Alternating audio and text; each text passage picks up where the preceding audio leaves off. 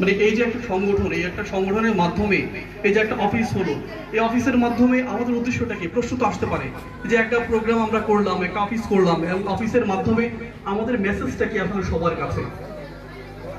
এই যে মেসেজটা হচ্ছে এই যে আপনারা আমাদের যে জামিয়াতুল যোদ্ধা ইউনিটির যে কমিটি আছে, সেই কমিটিতে আসলে কারা কারা আছে, এই কমিটি দেখলেই আপনারা নামগুলো দেখলে আপনারা বুঝবেন যে আমাদের উদ্দেশ্যটা কোন জায়গায়।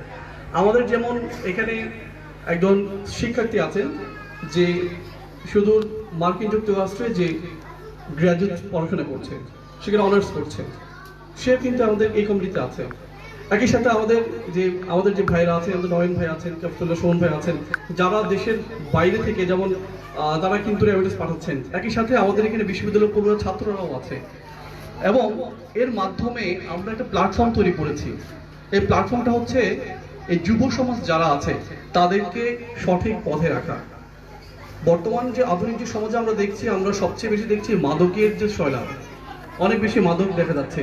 স্টুডেন্টরা আজ পড়াশোনা থেকে গ্যাপ হয়ে যাচ্ছে। আমি আজকে সকালে আমাদের আরেকটা প্রোগ্রামে আমি ছিলাম, এবং সেখানে একটা স্ট্যাটিস্টিক্স দেখলাম যে গত 5 বছর আগে আমাদের পদুয়ারপাড়া থেকে এসএসসি পরীক্ষার্থী ছিল 18 জন, আর গত বছর এসএসসি পরীক্ষার্থী ছিল মাত্র 3 জন।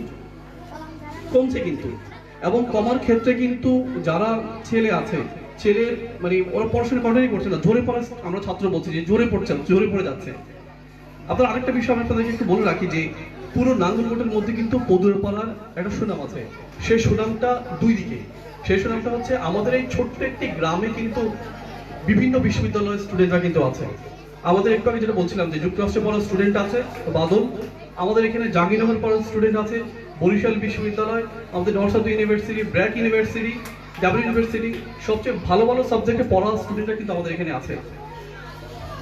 সেখানে ওরা ভালো করবে ইনশাল্লাহ, এবং ওদের দায়িত্ব কিন্তু এই সমাজের ওদের উপরে একটা আশা যে ওরা ভবিষ্যতে বড় হবে এবং এই সমাজের জন্য কিছু একটা করবে। এই সমাজ শুধুমাত্র পদুয়ারপাড়া না, ওরা বড় হচ্ছে কিন্তু ওরা পুরো বাংলাদেশের জন্য ওরা কাজ করে যাবে।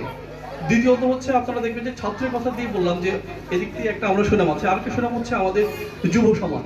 এই যে এমন একটি যুব সমাজ যেখানে বিভিন্ন ধরনের মানুষকে নিয়ে এমন একটি সংগঠন, এবং যে সংগঠনের মানুষজন একে অপরের সাথে কাঁধে কাঁধ মিলিয়ে তারা কিন্তু এই সমাজের জন্য কাজ করে যাচ্ছে। এবং আপনারা জানেন যে আমাদের অনেকগুলো সংগঠন কিন্তু আমাদের পদুয়ারপাড়ায় আছে, কিন্তু আমাদের মধ্যে কোনো বিরোধ কিন্তু নাই। আমাদের নিউ সুপারস্টার ক্লাব আছে, ওরা কিন্তু স্পোর্টস নিয়ে কাজ করছে, ওরা ছাত্রদের নিয়েও কাজ করছে, এখানে কিন্তু কোনো বিরোধ নাই, বরং একটা সংগঠন আরেকটা সংগঠনের ভ্রাতৃত্ব স্বরূপ।